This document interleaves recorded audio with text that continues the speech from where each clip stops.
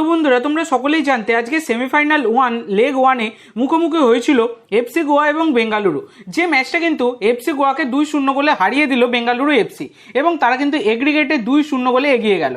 তো ব্যাপারটা হচ্ছে আজকের ম্যাচে আধিপত্য বিস্তার করে খেলেছে বেঙ্গালুরু এফসি। তো এফসি গোয়ার সেই পুরনো খেলা পুরোপুরি কিন্তু হারিয়ে গেছে, যেখানে সন্দেশ ঝিঙ্গানের ওন গোলে এগিয়েছিল বেঙ্গালুরু এফসি, তারপর এডগার মেন্ডেজ একটা গোল দেয়। এইভাবে 2-0 গোলে ম্যাচটা জিতে যায় বেঙ্গালুরু এফসি।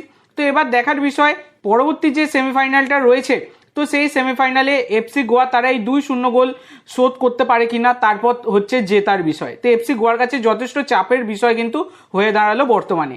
এছাড়া বন্ধুরা আগামীকালকে মোহনবাগানের সাথে জামশেদপুরের ম্যাচ রয়েছে সেমিফাইনাল। তো এই পরবর্তী যে আপডেটটা তোমাদের দিতে চলেছি সেটা 22 বছর বয়সী ভারতীয় ডিফেন্ডার রাজ বাসফোরেকে নিয়ে। তো এই রাজ বাসফোরে, যিনি বর্তমানে মোহনবাগান দলের সাথে যুক্ত এবং মোহনবাগানের রিজার্ভ দলের হয়ে দুর্দান্ত পারফরমেন্স তিনি কিন্তু দিচ্ছেন। তো এই 31 মে 2025 তার মোহনবাগানের সাথে চুক্তি শেষ হয়ে যাচ্ছে। তো এই রাজ বাসফোরে শুধুমাত্র মোহনবাগানের রিজার্ভ টিম নয়, সিনিয়র টিমের হয়েও খেলেছেন, সিনিয়র টিমের সাথে প্র্যাকটিসও করেছেন, কোয়ালিটি প্লেয়ার সেটা বলাই যায়। তো এই রাজ বাসফোরে তার যেহেতু চুক্তি শেষ হয়ে যাচ্ছে, সেই জন্য মোহনবাগান ম্যানেজমেন্ট তাকে কিন্তু 2028 সাল অবধি চুক্তি অফার করেছে। তাকে কিন্তু 2028 অবধি চুক্তিতে সই করিয়ে কন্ট্রাক্ট এক্সটেনশন করে ধরে রাখতে চাইছে। শোনা যাচ্ছে খুব তাড়াতাড়ি এই ডিলটা ডান হয়ে যাবে। তো ডিলটা ডান হয়ে গেলে তোমাদের সাথে আমি শেয়ার করে দেবো।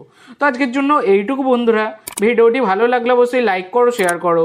আমার চ্যানেলে প্রথমবার এসে থাকলে চ্যানেলটি সাবস্ক্রাইব করো আর কমেন্ট করে জানাও ভিডিওটি কেমন লাগলো। ধন্যবাদ।